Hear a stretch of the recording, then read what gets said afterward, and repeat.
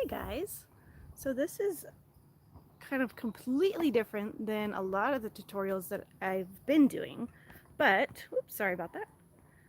But this is where I started. So I started my business 7 years ago, and I started by refinishing furniture.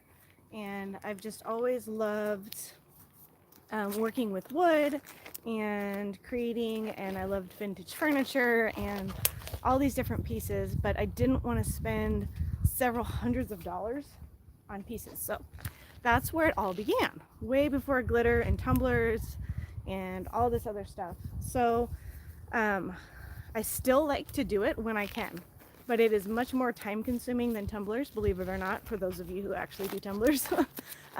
These projects can take several weeks to do. So today we're actually working on my kitchen table, because before I had a workspace, I was using my kitchen table as a workspace. So it was covered in glitter, and we just needed to be done with that. So I actually let my kids sand it. I've been teaching them how to work with wood and different projects, so when they're older, they can do this kind of stuff for themselves. So the table has completely been sanded and stripped of the old finish, and it's been cleaned off. So there's no sawdust particles or anything on the table. So I thought, let's go back to my roots, and I'm going to show you how to stain a table. So I know a lot of my followers and subscribers don't necessarily do woodwork, at least for my knowledge anyways. Hey Debbie! But this is still a passion of mine, so I wanted to share it with you. So I hope you like it.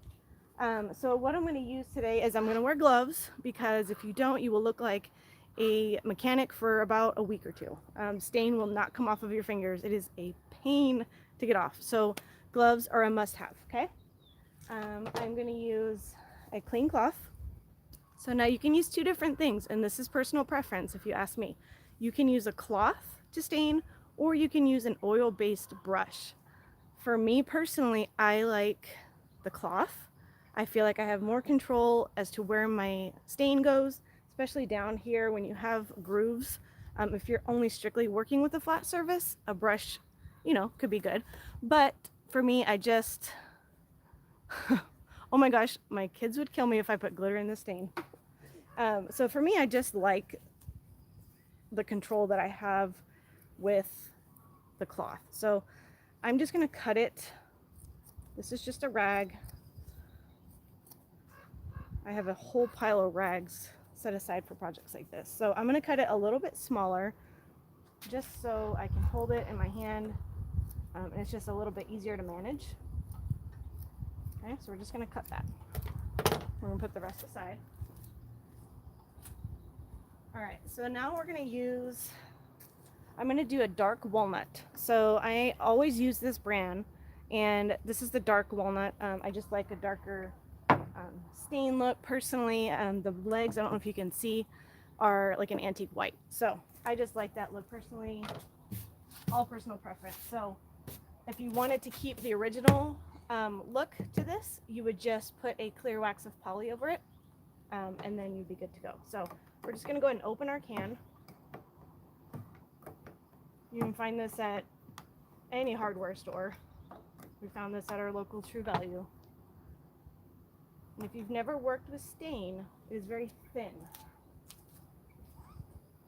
So it's not your typical paint. It is very, very thin, like water. And there's actually something called a gel stain, which is completely different.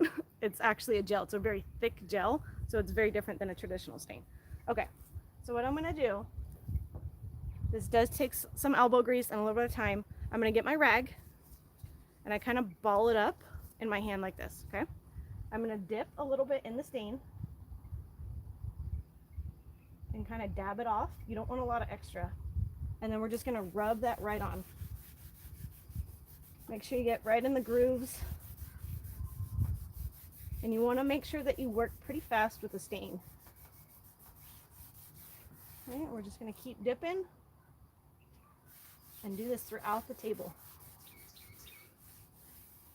Make sure you get nice even strokes.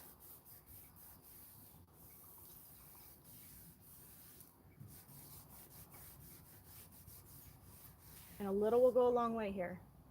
We're gonna dip just a little bit, and I'm gonna get kind of in the grooves here. And this is why I like the cloth, because I can kind of move it around with my finger and kind of get it to go exactly where I want it to go. Right in the creases there. And that's pretty much it. So it's actually very easy. If you have a surface, maybe your kitchen table, maybe you have an end table, nightstands, you know, anything like that, that you would want to strip down and do yourself, it's a lot easier than you think. A lot easier. If you have a hand sander, you would just keep on sanding. You want to take that original finish off, clean it really well, pick the stain of your choice, and have at it. And it's just a great way to get a brand new look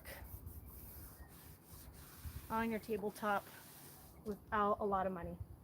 The whole project here probably cost us 10 bucks to refinish the entire table.